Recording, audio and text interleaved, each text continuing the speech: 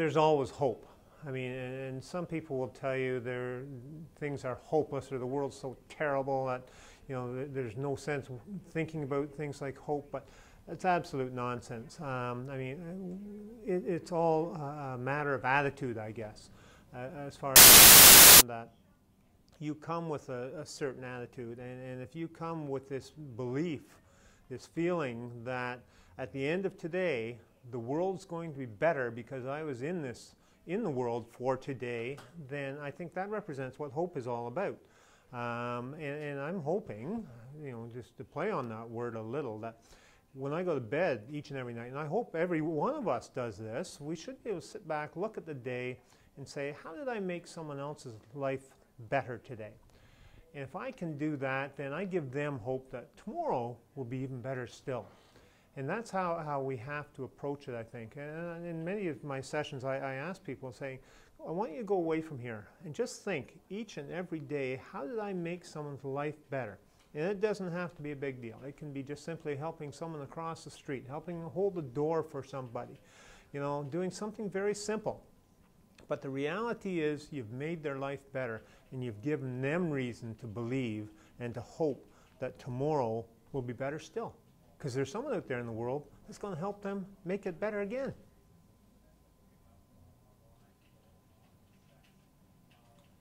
So Garth, the next thing is that a lot of people say there's a difference between managers and leaders. So when we talk about leadership, what does it look like to you, and what does leadership mean to you? All right. I mean, you just hit it right on the head.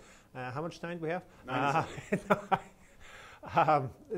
That is such a huge topic, and one of my favorites, because when you ask people often, you know, what about organizational leader? And that's my focus, is in the workplace and organizations. They say, who's the leader? Well, the leader is the guy with a CAO title, a CEO title, or some bigwig, a vice president or president or something like that.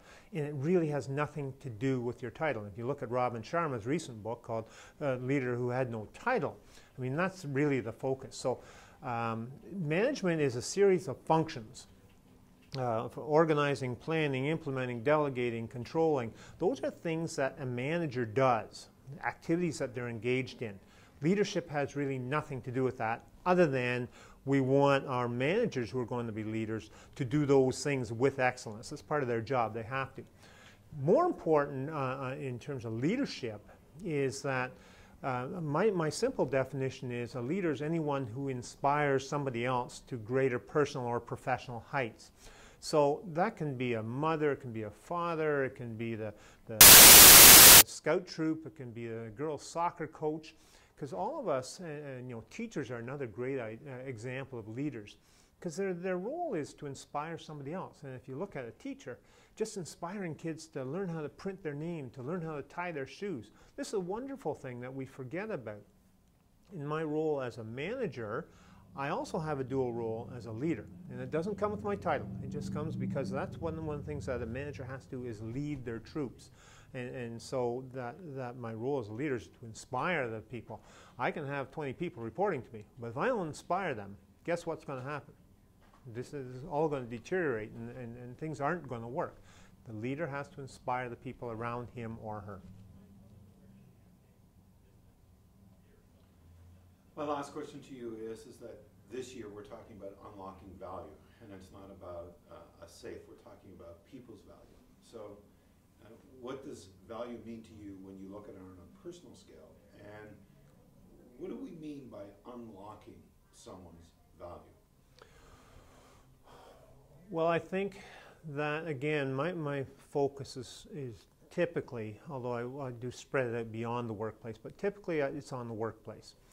And again, I think everyone brings value to the workplace, or they should believe that they bring value. If you come and report for work every day and you think, well, I'm really just here because it's just a job, you're not bringing much value.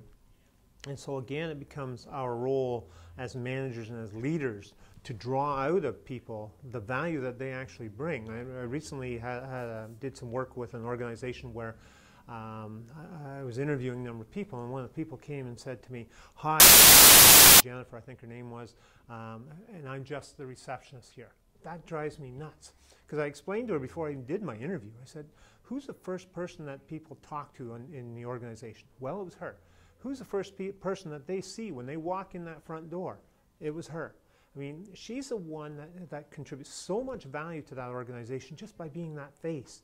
And if she comes in and she smiles a lot, guess what impression they get of the organization when they walk in? And you can, and contrary to popular belief, you can hear a smile. If you talk to someone on the phone, which was also her role, then you can hear her smiling. I mean, and it gives such a good impression of the organization. So there was a case where she brought tremendous value into the organization, even though, in her words, she was just a receptionist.